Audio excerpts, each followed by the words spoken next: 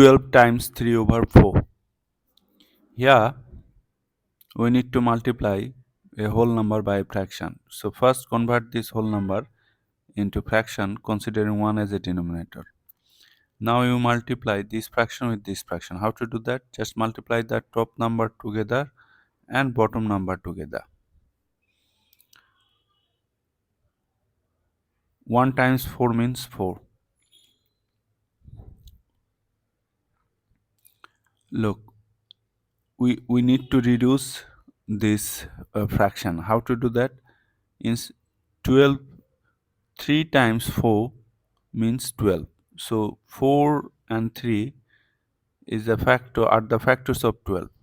So instead of 12 we can write 3 times 4, right? Now cancel this 4, or you can say divide this 4 by 4, you will get 1, divide this 4 by 4, you will get 1. That is, we are cancelling the common factor. Okay, so we are getting here 3 times 3, that is 9. So 9 is our answer.